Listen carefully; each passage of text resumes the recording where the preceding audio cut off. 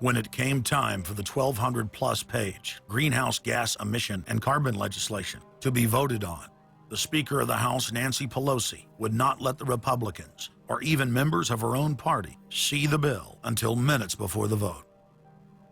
Republican Minority Leader John Boehner engaged in a rare House filibuster and read shocking section after shocking section from the legislation. Now, I really hate to do this, but when you file a 300-page amendment at 3:09 a.m., the American people have a right to know what's in this bill and have a right to know what we're voting on.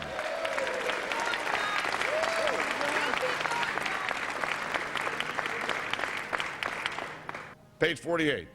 Each building code enforcement department receiving a grant under subsection A shall impanel a code administration and enforcement team consisting of at least one full-time building code enforcement officer, a city planner, and a health planner or similar officer. I can take you to Chickasaw, Mercer County in my district. They don't have one full-time person that works for the village, all right, not one.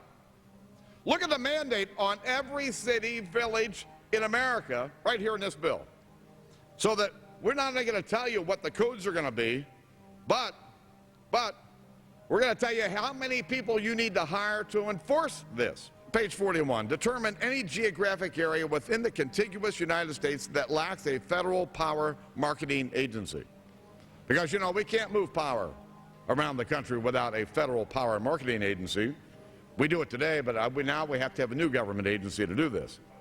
All California housing standards are now going to be imposed on every American community.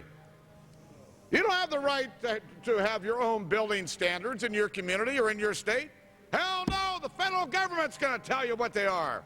It quickly became clear why Pelosi and the Democratic leadership were desperate to keep the contents of the bill secret before the vote.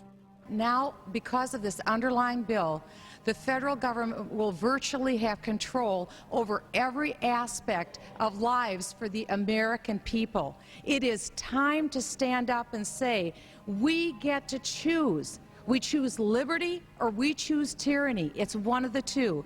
The underlying bill represents the tyranny and the intervention of the federal government. It's our choice. What will we choose today? Will we choose liberty or will we choose tyranny? And I know that we'll be facing the single moms that heard from last summer. They can't afford the gasoline bill. They can't afford the propane. You didn't do a great thing. You hurt some really decent families struggling, trying to make it, and this is going to be their death knell. It breaks my heart. I yield back. It is, of course, a carbon tax on economic activity, farming, manufacturing, real production here inside the United States. It would tend to shut down even those miserable remains of an industrial economy that we still have after the collapse of the Detroit automakers and their related subcontractors and so forth.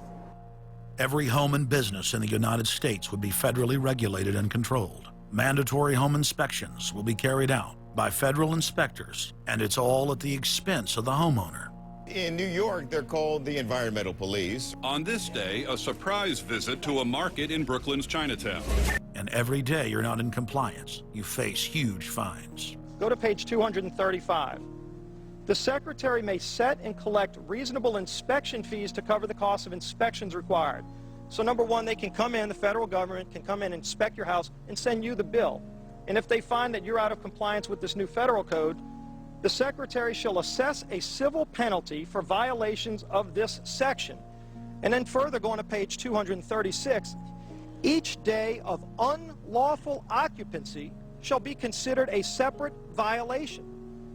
We're setting up a global warming Gestapo that can literally come in, and now this new term, unlawful occupancy. So now living in your home is considered unlawful under this bill. This is ludicrous. Worst of all, carbon czars in more than 35 federal agencies are given unlimited dictatorial power to tax all forms of carbon and carbon emissions. The Commissar Green Police openly brag that they will have the power to selectively enforce the new edicts on a case-by-case basis. It's funny because when I tell people what I do for a living, the first response usually is, You're with the environmental police. There is no environment in New York City. With this new power, the green mafia can take over the entire economy through selective enforcement. We know, Madam Speaker, that this national energy tax will cost the American people $2 trillion. We know that. We know this will result in a loss of 2.5 million jobs every year for the American people. We know that. We know this will result in a reduced standard of living for Americans.